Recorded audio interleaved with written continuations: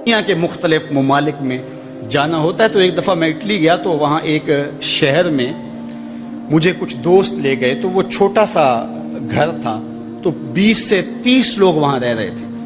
تو میں بڑا حیرت زدہ ہوا، تو میں نے کہا کہ آپ یہاں تنگ سی جگہ پہ 20-25 لوگ رہ رہے ہیں، تو اتنی مشکل میں کیوں رہ رہے ہیں؟ تو کوئی بڑا سا گھر خرید لیں، آسودہ رہیں۔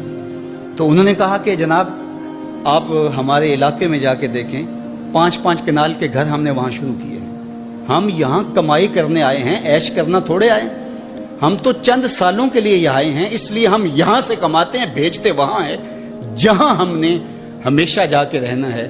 میں نے کہا یہی تو میں سمجھانے آیا ہوں۔ جزیرہ تھا، وہاں کا سیاسی نظم یہ تھا کہ سال کی آخری تاریخ کو جو ان کا موجودہ بادشاہ ہوتا اس کو جنگل میں چھوڑتے اور نیا بادشاہ لینے کے لیے وہ ساحل پہ آ جاتے۔ جو پہلا شخص ساحل پہ اترتا اس کو اپنا حکمران مان لیتے۔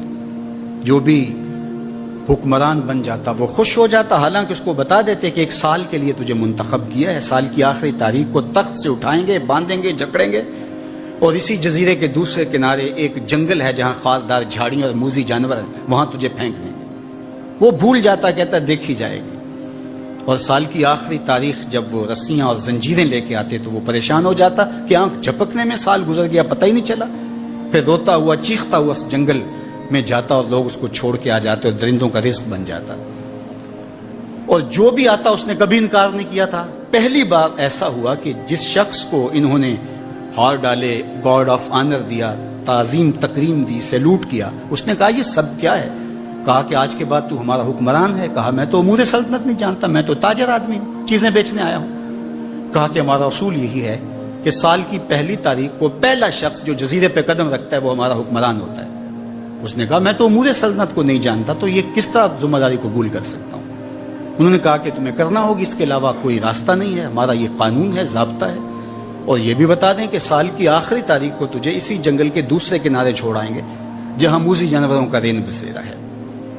تو اس نے کہا اگر انجام اتنا دردناک اور خطرناک ہے پھر تو میں بالکل جانے کے لیے تیار نہیں ہوں۔ تو انہوں نے کہا تو چاہے نہ چاہے باندھ کے بھی تخت پہ بٹھانا پڑا تمہیں بٹھائیں گے۔ اس نے کہا اچھا مجھے یہ بتاؤ کہ سال بعد میری بات مانو گے یا نہیں؟ انہوں نے کہا کہ ہاں، قانون میں تو ترمیم نہیں کر پائے گا، لیکن یہ ہوگا کہ تیرے انتظامی حکم ہم ماننے پہ مجبور ہوں۔ اس نے کہا ٹھیک ہے، میں تمہارا حکمران بننے کے لیے تیار ہوں۔ رومی بولتے ہیں کہ جب بھی کوئی شخص تخت نشین ہوتا تو وہ بھول جاتا کہ میرے 7 سال کی آخری تاریخ میں کیا ہونے والا ہے۔ وہ عیش و عشرت کرتا اور یوں وقت گزارتا، سال کی آخری تاریخ آنکھ جھپکنے میں آ جاتی۔ لیکن یہ پہلا شخص تھا، تخت نشین ہوتے اس نے پہلا حکم نامہ جاری یہ کیا کہ کمانڈوز بلائے جائیں۔ بلائے گئے، کہا اس جنگل میں چلے جاؤ جہاں تم بادشاہوں کو پھینک کے آتے ہو اور وہاں کے موذی جانور کاٹ ڈالو۔ پھر بلدیہ کے ملازمین بلائے، کہا جاؤ جا کے وہاں کی جھاڑیاں کاٹو۔ پھر معمار بلائے، کہا جا کے وہاں محل تیار کرو۔ کچھ لوگوں کو بلایا، کہا جا کے وہاں پھول لگاؤ، پھلدار درخت لگاؤ، سایہ دار شجر لگاؤ۔ پوری حکومتی مشینری اس جنگل کو کٹوانے، وہاں کے موذی جانور قتل کروانے اور وہاں خوبصورت محل بنوانے، کنویں کھدوانے اور پھلدار درخت لگوانے میں صرف کر دی۔ اب سال کی آخری تاریخ کو جب وہ زنجیریں لے کر آئے تو اس نے کہا کہ مجھے کیوں جکڑتے ہو، میں خود جانے کے لیے تیار ہوں۔ اس لیے کہ یہ اس تخت پہ آرام سے نہ بیٹھا، یہاں بیٹھ کے تیاری وہاں کی کرتا رہا جہاں اس نے جانا تھا۔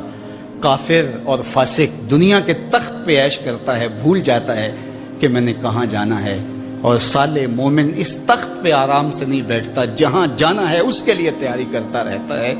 اور جب جنازہ اٹھتا ہے تو وہ کہتا ہے اجلوا بی ولا تؤخروا بی، دیر نہ کرو، مجھے جلدی لے جاؤ، میرا تو وہاں انتظار ہو رہا ہے۔ اور پھر جب وہ وہاں پہنچتا ہے تو القبر روضۃ من ریاض الجنہ، وہ جنت کے باغوں میں سے باغ بن چکی ہوتی ہے۔ وہ سارے تھور، ساری جھاڑیاں، ساری آگ اور وہاں کے سارے بھڑکتے ہوئے شعلے بجھا چکے